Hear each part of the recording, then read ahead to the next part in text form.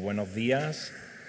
Yo tengo el gusto de presentarle al coronel Pedro Baños. Este es su libro, que recomiendo encarecidamente que lo compren. No me llevo comisión, pero es que es muy interesante que se lea. Aquí es donde están todas las claves para entender lo que está ocurriendo en el mundo.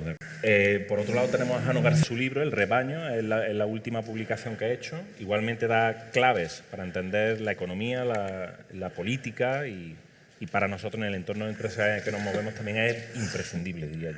Y por último a Fernando Díaz Villanueva, que bueno, tiene varios, todos tienen sus canales de YouTube, programas de iVoox o podcast, y en este caso es periodista que estudió historiador, tal como se define, y igualmente os recomiendo que compréis sus libros porque vamos a encontrar todas las claves que nos van a marcar el día a día. Lo mejor sería hilar un poco con la ponencia que ha tenido Antonio Díaz al principio de la mañana, y a mí lo que me gustaría hacer una breve pregunta y a partir de ahí ya desarrolléis vosotros. Ha mencionado Antonio el tema que se está produciendo actualmente con la desglobalización. Y a ver cuál es tu opinión, si es acertada la visión que tiene Antonio Díaz, qué es lo que nos puede deparar a empresarios como nosotros. Yo estaría encantado con que vosotros ya mismo interactuéis. Bueno, es un poco siguiendo la línea de Pedro. ¿Se escucha este? Sí, ahora. Bueno, es cierto que el mundo ha cambiado mucho y de forma muy rápida en los últimos años. Hablábamos de China, ¿no? El gigante asiático. Pero ya no solo es China, sino que es una corriente que también implica a los países del sudeste asiático. Solo hay que ver la evolución que ha tenido en los últimos 25 años. 25 años, cuando hablamos de historia y de cambios, son periodos muy cortitos. Y esos países en los que nosotros, en su momento, nos aprovechamos de ellos a la hora de decir vamos a enviar nuestra fabricación que se haga allí para luego tener más márgenes, etcétera, etcétera, ese mundo se ha terminado. Yo todavía sigo escuchando a gente que intenta volver a eso, y la realidad es que eso nunca va a ocurrir. Ya no solo pasa en China, sino también pasa en Vietnam, pasa en Camboya, que son países que cada vez son menos baratos, para entendernos, para producir allí nuestros productos, que luego nosotros consumimos a un bajo coste. Todo ese cambio, y el mundo geopolítico, bueno, Pedro es el que más sabe del tema, pero hace amistades extrañas, ¿no? Como el caso de las de Arabia Saudí y de Irán. Son países que en su momento, por la cuestión sobre todo religiosa, son chiíes los iraníes, mientras que son wahabíes dentro del sunismo en Arabia Saudí. Es una enorme confrontación entre ellos, pero la geopolítica, pues bueno, tiene este tipo de aliados. Y es cierto que nosotros en Occidente, y desde mi perspectiva, yo soy mucho más joven, entonces, bueno, lo que yo puedo decir como experiencia personal, que esa creencia en la que quizá generaciones más adultas han crecido con somos los reyes del mundo, ya no lo es. El mundo ha cambiado muchísimo, tenemos China, tenemos también otros países, el caso de África posiblemente, lo veremos dentro de unos años cómo empiezan, es más complicado, pero también lo veremos a tener mucho más auge, y al final esto lo que provoca es que, ya que estamos aquí con empresarios, que al final no compites contra Francia, no compites contra Portugal, no compites contra Italia, sino que ahora dentro de ese mundo globalizado tu competencia pues puede ser Vietnam, puede ser Bangladesh, puede ser Camboya, puede ser Malasia, y eso evidentemente nos genera un problema porque nosotros estábamos acostumbrados a lo que se ha llamado estado de bienestar, a una serie de derechos adquiridos que, bueno, algunos creen que era de forma natural y que siempre iban a permanecer así, y evidentemente no. Y también estamos muy acostumbrados a creer que lo que pasa a cientos o miles de kilómetros a nosotros no nos afecta, y nos afecta enormemente. La decisión, por ejemplo, que comentaba Pedro de Arabia Saudí con el Credit Suisse, tiene un efecto que va a ser un efecto contagio. Yo no creo, o espero, que no lleguemos a ver esa crisis financiera que sí que vimos en el año 2007, 2008, etcétera, etcétera, pero desde luego que al final ese Occidente que llevaba la batuta liderada por Estados Unidos y nosotros siempre, digamos, detrás de ellos, ¿no? como Europa, que nos había ido muy bien, pues las cosas como son, habíamos conseguido crecer mucho, teníamos unos estados que, bueno, más o menos, pues no había grandes problemas, eso se ha terminado. Entonces son nuevos desafíos que para enfrentarse a ellos primero los tienes que comprender, porque muchas veces partimos de una premisa que es falsa y es querer negar la realidad, porque nos disgusta. Yo comprendo que nos disguste que ahora tengamos que competir con China, un país de 1.400 millones de habitantes, la India. Entiendo que todo eso no es lo que nos gustaría, ¿no? Nos gustaría que ellos permaneciesen siempre en ese estado más bajo para nosotros aprovecharnos de su situación, tener mayores márgenes a la hora de vender, de producir, etcétera, etcétera, pero no es así. Entonces, esto, aunque sea muy impopular, lo que va a implicar es que la calidad de vida de la que habían disfrutado, podemos decir, las personas mayores o los que nacieron en los años 70 en España, esa época de bonanza en la que todo el mundo pues, tenía enseguida posibilidades de comprarse una casa, trabajo garantizado, etcétera, etcétera, con unos sueldos más o menos, bueno, acordes que te permitían hacer frente a todo eso, pues ya no es así. Y va a implicar, desgraciadamente, que esa calidad de vida tal y como nosotros la teníamos concebida, pues se vea reducida. ¿Qué tienes que decir, Fernando? ¿Tú eres el optimista? Bueno, yo creo que Jano es un poco pesimista. Nosotros vivimos mejor que nuestros padres, infinitamente mejor que nuestros abuelos, y es básicamente porque los occidentales somos menos de los que éramos en el peso, tanto en el PIB mundial como en el demográfico. Europa Occidente, vamos a incluir también a América, a principios del siglo XX suponía aproximadamente el 25 el 30% de la población mundial y hoy alcanza el 8 al 9%, es muy poco. Y si vamos a términos económicos, solo Estados Unidos en los años 60, cuando mandan un hombre a la Luna, pues el PIB de Estados Unidos equivalía al 70% del PIB mundial, ¿no? Esa ventaja que tenían de ganadores de la Segunda Guerra Mundial la fueron perdiendo poco a poco. Pero la economía estadounidense, Estados Unidos no se ha convertido desde los años 70 en un país pobre, ¿no? Todo lo contrario, sigue siendo la primera economía mundial y se ha debido a que invierte en conocimiento. Nuestra economía es una economía, la del primer mundo, el primer mundo occidental, incluyo también a Japón, incluyo a Corea del Sur, a Taiwán, que es la verdadera China, por cierto, no es la China popular. Taiwán es la República de China, la original, ¿no? El producto original. La China popular es un sucedáneo tiránico que nació unas décadas más tarde y esperemos que la República de China siga existiendo por el bien de los taiwaneses, no por nada, porque la verdad es que no les arriendo la ganancia si caen en manos de Xi Jinping y del Partido Comunista Chino. Bien, este aplanamiento que ha habido en el mundo ha beneficiado a todos, tanto a ellos, o sea, han salido miles de millones de personas de la pobreza en los últimos 30 años, pero también a nosotros, que tenemos economías mucho más intensivas en conocimiento y menos intensivas en trabajos desagradables. Nuestros padres, nuestros abuelos le echaban más horas al trabajo, en trabajos seguramente peores que los nuestros, la mayor parte de ellos, los trabajos, digamos, pesados o se han mecanizado, se han robotizado o se han trasladado hacia países como China, como Vietnam, y a su vez saldrán de ahí y se irán seguramente a países africanos en el futuro. Lo que no sabemos es cuándo, ¿no? Conforme la economía china, y ha demostrado en los últimos 20 años que ganaba en conocimiento. Hoy es muy intensiva en conocimiento, cosa que no lo era en 1990, ¿no? Es más, la cámara que nos está grabando está hecha en China y el software que la gobierna también. Ahora bien, buena parte de las patentes que gobiernan esa cámara y el códec que comprime la imagen son occidentales, están ideadas en Estados Unidos o sí, el MP4 se inventó en Estados Unidos, Pedro, ¿qué le vamos a hacer? Es así. Y el H264 también se inventó en Estados Unidos y como esto muchas cosas más, ¿no? Los sensores de imagen se crearon en Estados Unidos y se perfeccionaron sobre todo en Japón, que ya digo, forma parte del occidente liberal. La ventaja de conocimiento no dirigido sino espontáneo, no olvidemos que el régimen chino no deja de ser un régimen eminentemente dictatorial, muy, ya sabéis, top-down, lo que cree el partido, lo que considera la dirigencia de aquel país, pues es lo que se planifica, protege unas empresas, las otras no, el resultado tiene una burbuja inmobiliaria de dimensiones colosales que la están tratando de desinflar poquito a poquito. Nuestro sistema es lo contrario, es un sistema bottom-up, lo hemos visto hoy, pequeñas empresas que han aparecido, que van poco a poco sin dirección central. Si algo nos enseña la historia de la economía de los últimos 200 años es que los sistemas que prosperan son los bottom-up, es decir, los que van de abajo arriba, los ascendentes. La irrupción de Estados Unidos como potencia global, desde el punto de vista económico, se hizo así. El propio Reino Unido hizo la revolución industrial de manera bottom-up, pues unas pequeñas minas, una serie de avances técnicos en la siderurgia y lo mismo en la industria textil.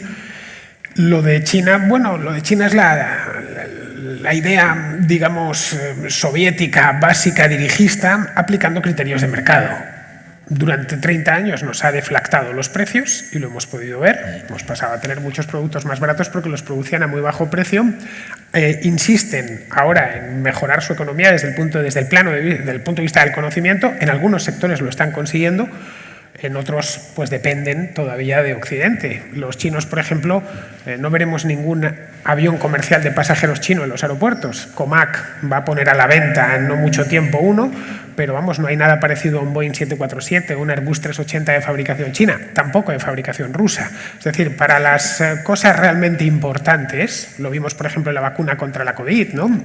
La ingeniería farmacéutica occidental es muy superior. Empresas como Pfizer o como AstraZeneca o como Novartis son muy superiores. Los chinos crearon una vacuna que era, en fin, muy poco eficiente, más obligaron a ponérsela a todo el mundo, empezando por los militares, mientras que la nueva tecnología de vacunas, la de ARN mensajero, se crea en Occidente. Lo crea en laboratorios y, de nuevo, bottom-up. La tecnología de ARN mensajero nace de una empresa que se llama Moderna, ModeRNA, que está en Massachusetts, y de otra que se llama BioNTech, que está en Alemania, que a su vez consiguen el apoyo de grandes laboratorios y de fondos de inversión, y en cuestión de unos meses, desde la irrupción de la pandemia, tienen el producto en el mercado. Bien, ni los chinos ni los rusos, modelos per se, al menos para nosotros y para cómo los occidentales entendemos el mundo, y nuestro mundo se entiende desde el individuo, no desde la colectividad coactiva del gobernante, pues demuestra una vez más su superioridad, y esperemos que siga siendo así. Es más, lo ideal sería incorporarles, que China se convirtiese en una democracia, que Rusia se convirtiese en una democracia. A fin de cuentas, nuestro sistema político es moralmente superior, la democracia liberal, y tenemos que tenerlo claro.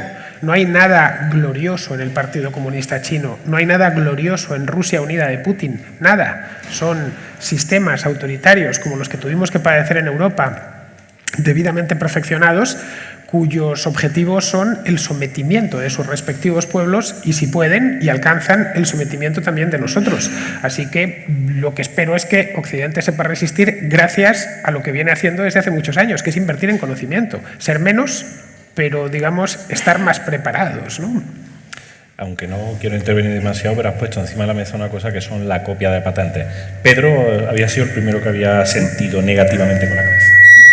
Jano, que además en su programa introduce el Nuevo Occidente. Sí, es que precisamente eso, ¿no? En mi programa tengo una sección que se llama El Nuevo Occidente, porque precisamente es eso, ¿no? El Nuevo Occidente, nosotros somos ese viejo Occidente. Nos estamos desplazando, al fin y al cabo. Siglo XVI, XVII, XVIII fue de Europa, el XX de Estados Unidos, y ahora toca Asia. Sí, pero aquí es que hay una premisa que ya Fer, que le quiero muchísimo, creo que está enormemente equivocado, y es comparar China con la URSS. O sea, creer que el proceso de China y de la URSS son iguales, que están haciendo lo mismo que hizo la URSS y que por eso va a colapsar porque es cuestión de tiempo. Quiere decir que esos niveles de crecimiento económico acabarán. China ha comprendido los errores de la URSS. China, además, cuando hablamos de la China comunista, a mí me cuesta mucho decir la China comunista, porque, en fin, comunista, un país que ha firmado el acuerdo de libre comercio más importante de la historia de la humanidad, que engloba 1/3 de todo el PIB mundial, a más del 30% de la población mundial, tacharlo de comunista, cuando Li Keqiang en su momento, que era el primer ministro, ahora, bueno, purgado, veremos cómo acaba, ¿no? Él se vanagloriaba de ello y defendía el libre comercio. Es cierto, como bien decía Pedro, que lo que es la iniciativa privada en China, bueno, está limitada. Es decir, hazlo, pero no molestes, sobre todo no vayas en contra de la idea que tiene el Partido Comunista Chino. Pero realmente los chinos han cambiado incluso en educación. Las universidades chinas están empezando a ser enormemente reconocidas. Nosotros nos hemos quedado con la mentalidad del chino rico, adinerado, que mandaba a su hijo a estudiar a Londres y que luego se quedaba allí haciendo su vida y demás, como tienes que salir de aquí. Los chinos ahora están en un proceso inverso, y es esos extranjeros que íbamos ahí a dirigir sus empresas, a enseñarles, miren señores chinos, esto se tiene que hacer así. Ya no quieren extranjeros los chinos. Están haciendo un proceso completamente contrario, es decir, toda esa gente que ya ha estudiado fuera, que ya ha comprendido qué es lo que tenían que entender de ese Occidente que en su momento reinaba, ahora están en China. Luego, el caso de la URSS es un caso completamente diferente. O sea, la URSS sí que era un modelo, como tú decías, completamente, bueno, pues los planes quinquenales, que también los utilizan en China, sí, los tiene, pero los tiene de otra manera. No son esos planes quinquenales, no son los de Mao. Es decir, la China de Mao no es la China de Xi Jinping. No, claro, no lo es. Ha habido unas enormes reformas en dirección de ese libre comercio, es verdad, con matices, pero como si no hubiese matices también aquí, porque aquí cuando yo escucho hablar de Occidente parece que aquí seamos la libertad absoluta. Me están diciendo, ustedes que son empresarios, que no tienen aquí millones de regulaciones para cada cosa que quieren hacer. O sea, al final nosotros yo creo que nos hemos quedado en un mundo, en una idea de guerra fría entre lo que era Estados Unidos, los países de Europa, que representaban, y estoy de acuerdo con eso en Fer, que dice, nosotros éramos moralmente superiores en el sentido de que defendíamos la libertad, etcétera, etcétera. Pero de verdad, yo, repito, tengo 33 años, no he vivido mucho, pero cada año que pasa me siento menos libre. En todos y cada uno de los aspectos. Ese occidente en el que se permitía la libertad individual, que se respetaba la propiedad privada, etcétera, etcétera, ya no es tal. Ya no es tal. Y sin embargo, como digo, tienes al otro lado un gigante asiático que ha entendido los errores de la URSS y que además no hay que olvidar varias cuestiones. La URSS no tenía 1.400 millones de habitantes, cosa que sí que tiene China. Es verdad que tiene una población envejecida y por supuesto que tiene sus propios desafíos. Hablamos de la burbuja inmobiliaria, sí, la cuestión demográfica también es un enorme desafío que tiene China, pero ¿y es que acaso no lo tenemos nosotros en Europa? Que somos el 7% de la población mundial y una población enormemente envejecida. ¿Acaso los estados nos están convirtiendo en Europa, lo hablábamos el otro día, en aseguradoras, de decir, oye, tengo que pagar estas nóminas de millones de pensionistas que están ya enchufados al presupuesto público? Es decir, pensar que nosotros somos lo que éramos en los años 70, los 80, los 90, es no haber comprendido la realidad. Es no haber entendido que hay un gran cambio y que tu competidor, pues ojalá fuese la URSS, porque entonces, bueno, dirías, vale, ahora tiene un periodo de bonanza, pero luego caerán. Los chinos no están en eso. Y además los chinos, y aquí hay otra cuestión que también hay que entender, tienen una visión mucho más largoplacista a la que tenemos nosotros. Esto ya estaría más relacionado con la forma de gobierno que tenemos. Ahora estamos en año electoral. ¿Qué es lo que está pensando el poder? ¿Qué es lo que están pensando los políticos? ¿Qué piensan los dirigentes? En cómo retengo mi puesto. Fenomenal. En China no piensan en eso. Porque es que no es una de las prioridades. Las prioridades son otras. Piensan a largo plazo. Nosotros no. Entonces, para mí me parece que es muy importante entender, yo como soy más joven, pues quizá, no sé, ya he nacido con eso o lo he visto así y no me cuesta tanto, pero yo eso lo noto con generaciones como las de mi padre, que siguen anclados en eso. En pensar que China es la China comunista de estos locos que lo hacen todo estructurado y planificado y no se enteran muy bien y van a ser como la URSS, que no son como la URSS. Yo no en ningún momento he dicho que no, sea como pero la URSS, has dicho, la URSS también era un sistema así, y es que no es el mismo sistema, Fer. Porque es verdad que ellos organizan, pero abren la mano, bueno, las reformas de Deng Xiaoping en los años 80, la URSS, desde el punto de vista político, era un sistema de partido único, tremendamente jerárquico, con la economía planificada en torno a planes quinquenales. Correcto. La China posterior a Deng Xiaoping es un sistema de partido único tremendamente jerarquizado. Bueno, lo vemos continuamente en los sucesivos congresos, cada 5 años. Allí nada, no hay posibilidad de... Tú publicas este libro, Jano, esto, que te quejas.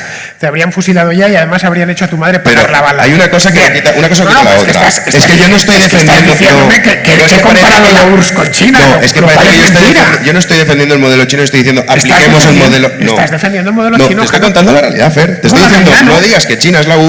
Es que no he dicho que China es la URSS, bueno, en ningún momento. Sí, estás diciendo que la URSS... No lo he dicho. Estás diciendo que la URSS en su momento tenía esos planes que querían... Yo no estoy defendiendo el modelo chino, o sea, no lo estoy defendiendo. Te estoy diciendo lo que hay. El modelo político de China y de la URSS, modelo de partido único... No, hombre, es que me estáis haciendo aquí un traje. No es verdad, no lo he dicho en ningún momento. Es el mismo. He de decir, perdón. Por favor, no quiero por favor, defenderme porque es que ha levantado un infundio contra mí. Y no es cierto y está grabado, caray. Bien, yo lo siento tener aquí 2 defensores de dictaduras infames, pero bueno. Lo que sí puedo decir que lo que cada uno de ellos en su versión está poniendo encima de la mesa los problemas a los que nos enfrentamos. Y en ningún momento ninguno se siente pues, más a favor o más en contra. Simplemente cada uno con su visión está poniendo un problema encima de la mesa y eso es lo que tiene que enriquecer. Porque después en YouTube o en redes sociales puedan tachar a uno o a otro, vamos a evitar eso. Eso me da igual. O sea, a mí lo que digan en YouTube, en redes sociales me trae. Había una contra que tú avanzas hacia un régimen francamente mejorable, como es el chino, por no directamente desmontable. Este mismo libro, publicado en China, a Jano le hubiera costado una ejecución. Aquí dirá que no es libre, allí directamente estaría bajo tierra. ¿Vale?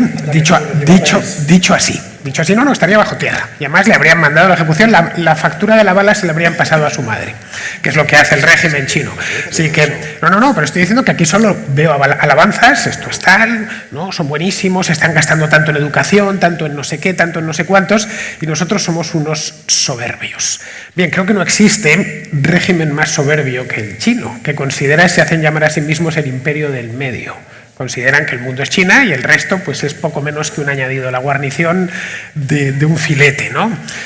Así es como se ven los chinos a sí mismos, como el medio, y lo más desde hace bastantes siglos. No como Estados Unidos, que sus documentos oficiales ponen que ellos están cumpliendo la misión de Dios, ¿no? Y que tienen una misión suprema para precisamente, digamos, democratizar el resto del planeta. Bueno, esa es una doctrina del destino manifiesto que no tienen por qué suscribir todos los estadounidenses, es una cosa muy antigua del siglo XIX. La propia España de los Habsburgo también consideraba que tenía una misión divina, ¿no? Y que tenía que luchar contra el protestantismo y el islam y demás. Esto, todos los imperios siempre han tenido, digamos, teorías que han sustentado ese imperio. El imperio estadounidense, si queremos llamarle así, es un imperio benigno. A la vista está. Solamente ha propiciado 5 golpes de Estado desde 1945, sí, bastante benigno. Y ha matado como a 30 opositores que no le convenían para que no llegara al gobierno. Creo que no está. Sí, en líneas generales ha sido benigno. Solo ha invadido un montón de países, vamos, ¿no? Pero vamos, no, pero ha sido, en líneas generales ha sido benigno. Pues menos mal que sigas. Sí, en líneas generales evidentemente no ha sido, Estados Unidos no es ni mucho menos un país perfecto, pero en líneas generales ha sido benigno y creo que lo sigue siendo. Forma parte es el corazón mismo de Occidente y de los valores en los que yo creo que a la vista está que no todos, pero yo creo que creemos, ¿no? Es decir, la democracia liberal, el gobierno representativo, los derechos humanos, las libertades formales, etcétera. Vamos, ese país o es el lugar donde nos gusta vivir a todos, no un lugar donde nos dicen cuántos hijos tenemos que tener. Por cierto, el hijo único se abolió en 2015 porque es que no tenían niños y no había más que viejos y tuvieron que abolirlo deprisa y corriendo, pero China tuvo del 79 a 2015, estaba prohibido tener un segundo hijo. Ya nosotros tenemos un problema demográfico porque no hemos querido tener más hijos, pero no porque nos lo prohibiese el Estado, ¿no? Un país en el que, por supuesto, la justicia ni es independiente ni se presume que lo vaya a ser nunca, porque la justicia es el partido, bueno, mejor dicho, el partido es el país y el país es el partido. Es decir, todas esas cosas que tenemos, nuestro sistema político es mejorable, por supuesto, y perfeccionable siempre, pero es el mejor posible. Es, sin ninguna duda, desde luego mejor que el de la Rusia de Putin y mejor que el de la China de Xi Jinping. Sin ninguna duda. Yo creo que son cosas distintas, Fer. Por una cosa es el sistema político, la forma de gobierno, que estoy de acuerdo, o sea que, además, me conoces, coño, que tú me digas que yo estoy a favor de que me encanta la forma de gobierno en China, no me digas eso. Yo te estoy diciendo, bueno, yo que te he dicho son datos. O sea, yo no es que yo diga que han firmado el acuerdo de libre comercio más importante de la historia de la humanidad, no es una cuestión de alabanza, es un hecho, es una realidad. Que las universidades chinas hayan mejorado su nivel y la educación china tenga un nivel ahora que no tenía hace años es una realidad. Que bueno, es un país que se ha modernizado y que se está incorporando al primer mundo. Pues eso es lo único que yo digo. Yo no estoy diciendo, no implica, o sea, el problema es que tú crees que por decir eso implica que me gusta lo que hacen con su forma de gobierno. Podemos ures de Xinjiang a ver qué les parece eso, que los están exterminando. Y además, sin ningún tipo de complejo. Lo hacen porque tienen que chinificar aquello sí o sí. O lo que han hecho en el Tíbet, por ejemplo. La India evidentemente tiene sus defectos, pero tiene unas estadísticas de mejora económica obvias que están a la vista. De hecho, en unos años estarán por encima el número de habitantes de la propia China, si no lo ha superado ya, vamos. Entonces, podemos también hablar de cómo mejoró Indonesia, ¿no? Si una de las cosas que se ha producido en los últimos 30 años es un aplanamiento general, y en lo cual es bueno, ya lo he dicho, es bueno para toda la humanidad. A mí me enorgullece saber que hay millones y millones de personas todos los años saliendo de la pobreza, ya sea en China, en Indonesia o en una isla del Pacífico. Me parece muy bien, y ha sido gracias a adoptar criterios de mercado. Si China sacó a su gente de la pobreza, fue porque adoptó soluciones de mercado, porque hasta el año 1978, cuando empiezan las reformas de Deng Xiaoping, lo que hacen es una interpretación literal del marxismo. Bueno, lo que se conoció como maoísmo, una economía tremendamente planificada, la propiedad privada no estaba permitida o estaba muy limitada, y bueno, los desvaríos propios de Mao Zedong, como la revolución cultural o el gran salto adelante, que se llevó por delante 40 millones de personas, aquello es lo que trataron de mejorar para que se mantuviese el partido en el poder.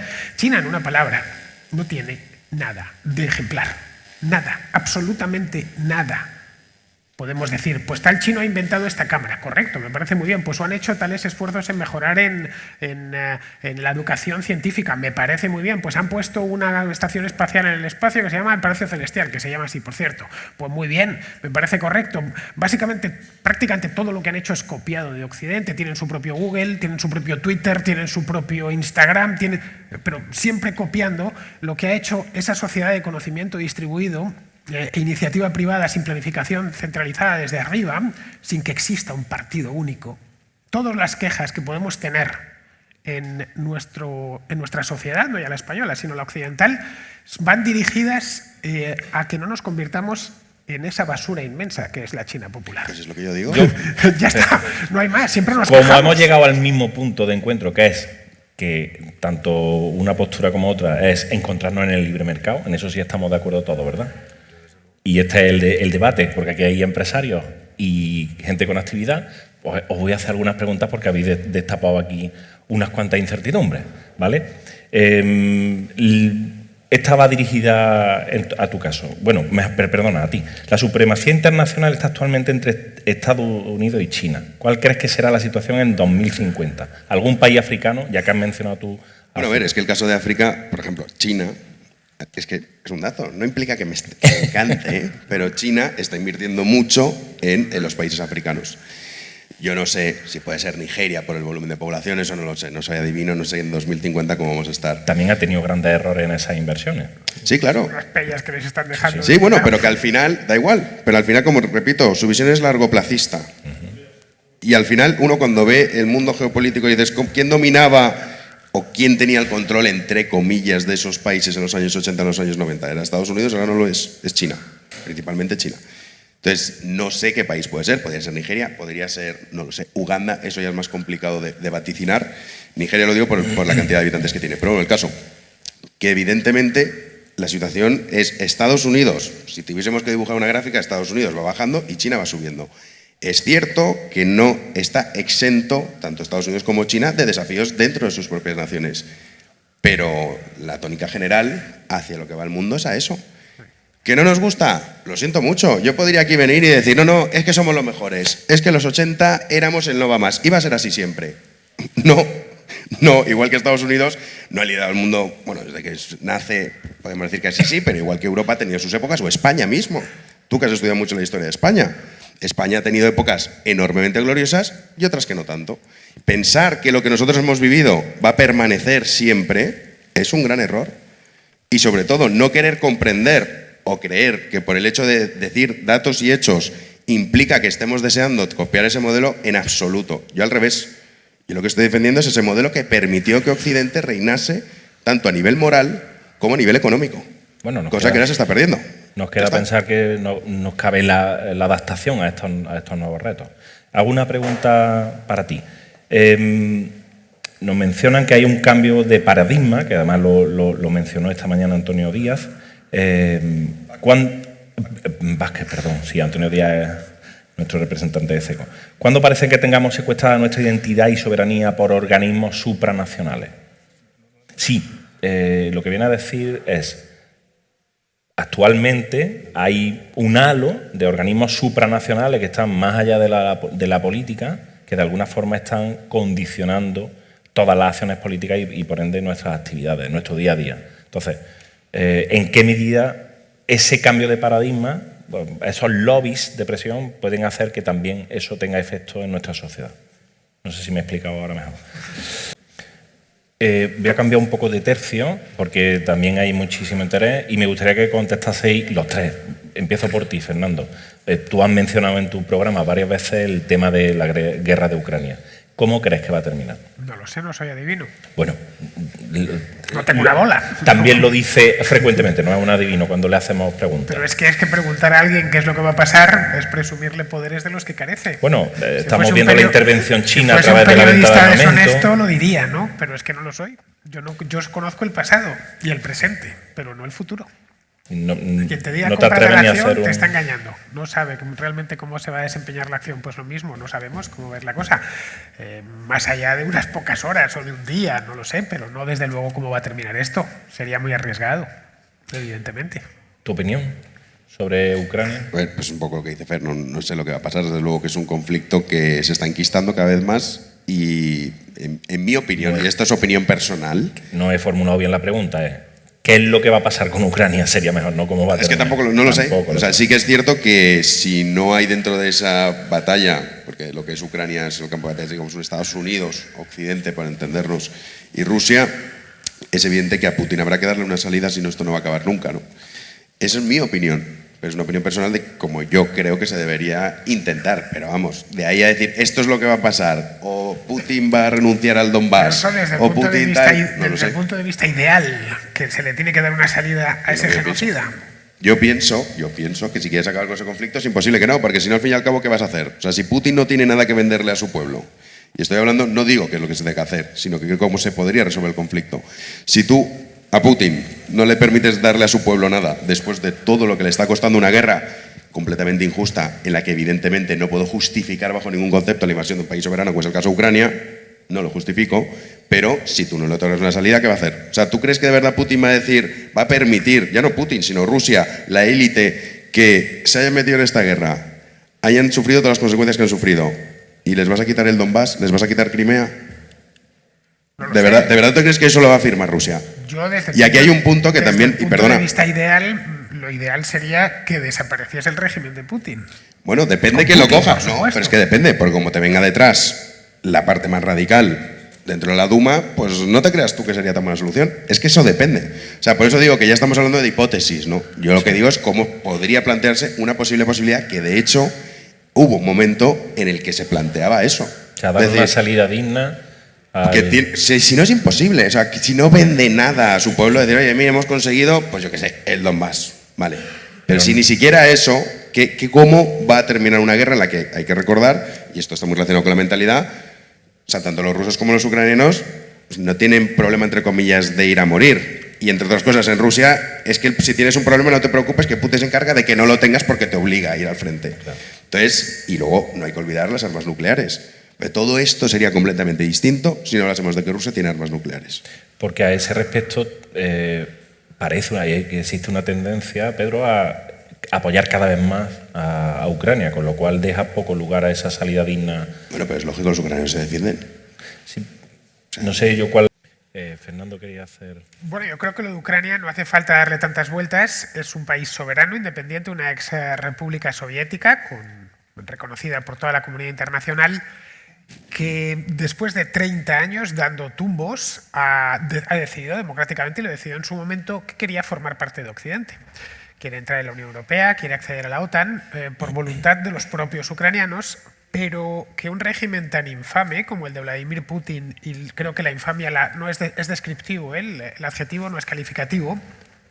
En fin, ahí tenéis la masacre de Bucha como muestra de esa infamia, y otras tantas que están perpetrando en Ucrania, no le ha dejado, porque lo que no quiere un régimen como el ruso actual es contraejemplos, es decir, es que los rusos vean que los ucranianos pueden vivir mejor y de forma más libre, que le hagan lo mismo que hicieron los bálticos. Eso es lo que no quieren.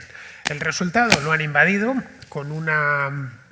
fundamentándolo en una teoría un tanto abstrusa que el propio Putin trató de explicar en un artículo larguísimo, que por cierto lo tenéis en mi página web en español, una cosa, en fin, de un indocumentado completo, de la cabeza a los pies, un siloviki, el personal de seguridad de la KGB. Al final el Estado ruso ha terminado devorado por los propios servicios de espionaje y de la seguridad del Estado, vamos. Entonces, todo lo que podemos esperar de eso es que Putin combata todo lo que pueda, hasta el último hombre, si es necesario. Lo que no sabemos es cuál será el último hombre o si se lo terminarán cargando a él. Por nuestro lado, si creemos, y esto es importante, que creamos que la democracia liberal es superior moralmente, yo personalmente lo creo, porque esto se basa en la creencia. Entiendo que haya gente que no lo cree y que prefiera un hombre fuerte, ¿no? Y que prefiera tener a alguien como Vladimir Putin. Es perfectamente legítimo. Pero si lo creemos, tenemos que seguir apoyando a los ucranianos, apoyándoles con armas y apoyándoles con dinero, con comida y con lo que haga falta. Porque la última vez que un tirano empezó a extenderse por Europa, montó una guerra en condiciones. Ese último tirano fue Adolf Hitler y ya sabemos lo que pasó, ¿no? Así que creo que nos merece la pena. Como podríamos, como bien dice, esta semana no tenemos tiempo porque tenéis trenes, entre otras cosas. Entonces, yo solamente agradeceros. Ha quedado claro que defendemos todos lo mismo con diferentes perspectivas. No, yo a Putin no le defiendo. No, ni le defiendo, del progreso ni pienso que los ucranianos hayan provocado su invasión y la destrucción de su país. Ni pienso tampoco, de ninguna manera, que los europeos tengamos que pedir perdón por algo, o que los estonios, lituanos o polacos hayan sido obligados a entrar en la OTAN. Occidente se defiende, porque Occidente es moralmente superior, muy superior a la tiranía rusa. Y Rusia tiene una esperanza, y es convertirse en una democracia liberal en un país normal como debió serlo. Como debió serlo desde el principio, haber hecho el mismo viaje que hicieron las repúblicas bálticas, que hizo Polonia, que hizo la República Checa, pero no. Se ha engolfado en el nacionalismo más infame y el militarismo más montaraz. Y el resultado que tenemos es una agresión y unas matanzas sistemáticas que no solo no tienen justificación ninguna, sino que además tienen un responsable claro, que es el Estado ruso. Ya está. Y no hay más, y no hay que darle más vueltas ni hacerse más figuras. Hay un responsable aquí de lo que está pasando, que lo tenemos con nombre, apellidos, ¿vale? Vladimir Vladimirovich Putin, y todo el régimen que le rodea. Y no nos queda otra más que defendernos. Lo digo porque no estamos todos de acuerdo, como puedes ver. Pero en lo económico sí, que es lo que nos lleva aquí, sí, que somos empresarios. Desde el punto de vista del tema ucraniano, ¿no? Nosotros de política entendemos poco, porque entre otras cosas sí trabajamos todos los días, nos levantamos todos los días pensando en cómo mantener nuestras empresas. Y bueno, de aquí, por lo menos yo y muchos de nosotros sacamos conclusiones de que mañana más tenemos que levantarnos más temprano, trabajar más a pesar del Estado, como diría aquel economista, ¿no? Carlos Brown. Pues de verdad que muchísimas gracias, ha sido un verdadero placer teneros con nosotros y bueno, a mí me vaya a firmar los libros, por lo menos a mí. Yo no sé si se lo ha traído a alguien. Lo dicho, muchísimas gracias.